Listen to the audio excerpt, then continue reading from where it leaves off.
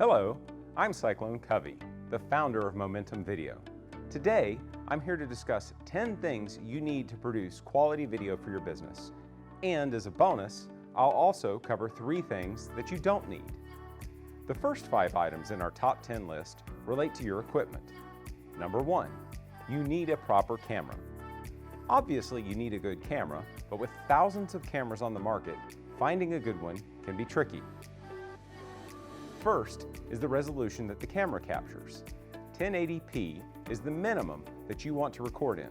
Any camera with a lower resolution is not going to look crisp on modern devices. 4K quality is better even if you plan to produce your video in 1080p, since having higher resolution raw footage makes editing easier in the event that you need to crop part of the video or create a zoom effect in post-production. But resolution is not the only factor.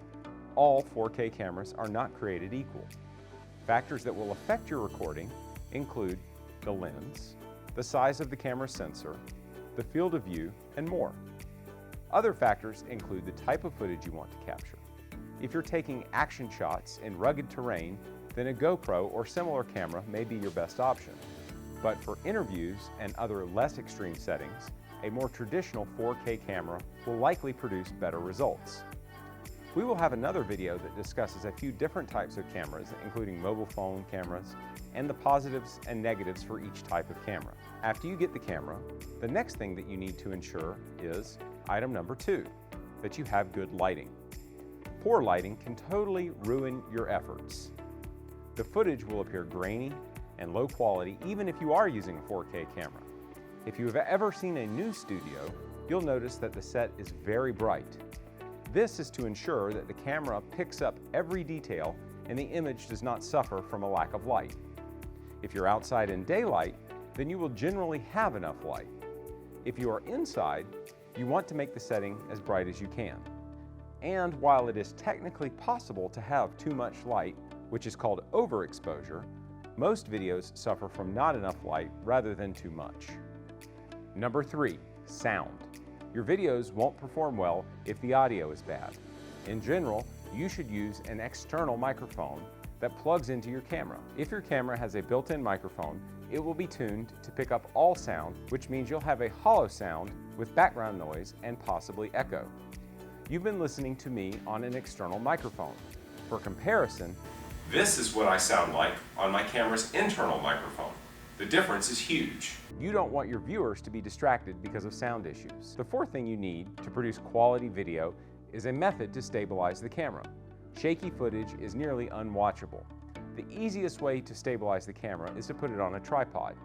If you need to move the camera or walk with it, then a tripod doesn't work, and in that case, the best bet is to use a gimbal, which stabilizes the camera, even when the camera person is moving around and shaking the camera. 5th, you need proper accessories. Make sure you have enough storage on the camera for what you plan to film. Make sure your batteries are fully charged and that you have backups. And make sure you have all your cords. There's nothing worse than getting ready to start shooting only to have to cancel the shoot because you're missing an audio cable or because your batteries are dead. The second set of items in our top 10 list are how to execute once you have the proper gear. Number 6. Make sure the setting or background is good. You want something that's easy to look at and not distracting. Number 7. Take extra footage. Watching someone talk for a long time can be boring. If you have extra footage, then you can overlay that footage, called B-roll, while the person is talking. To do this, you need to take extra shots of the subject and the area. It's also a good idea to do several takes of your videos in case there are any small mistakes that you miss during filming. Since storage is cheap and reusable, you should keep the camera rolling and capture as much as you can. Number 8, check your camera settings. Make sure you have the right focus and that what you want to show is not blurry. Most cameras have an autofocus, so you just have to make sure the camera is properly targeting your subject. Other things to check are headroom. Don't cut off the head of the people in the video, but don't leave too much either. Number 9, have a script. You don't have to script every movement and every word, but you should have a plan at least with bullet points. Also, do multiple takes.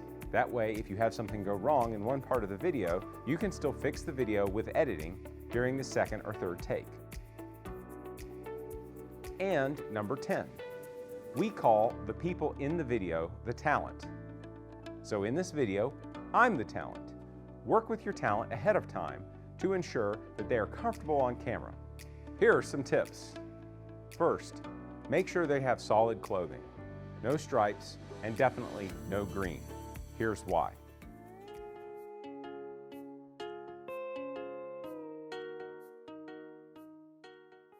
Number 2, practice what you're going to do. Practice is an excellent way to get extra takes. Number 3, ask your talent to pause between statements. That makes the editing process easier.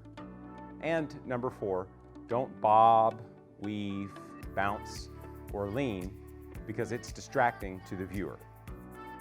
Now for the bonus part of the video, which are the 3 things you don't need to produce an effective video. First, you do not need a professional videographer. If you follow our tips and have the proper gear, you can take all the footage you need to produce a quality video. Extra footage and bad takes can be fixed during the editing process. Second, you do not need to spend many thousands of dollars on gear. You need a decent camera, but these days you can put together a full kit of high quality gear for around $2,000. Third, your videos do not need to be perfect. You're not making the next major motion picture. The goal of your videos is to get people to watch and understand the key points that you're trying to communicate. You can accomplish that goal and have a nice video even with a few mistakes. Watch for the second video in our series, which explains how to get a good return on your time and money invested in making videos. We will cover the best types of videos to make, how to distribute them to your members and potential customers, and why video is so much more effective than other means of communication.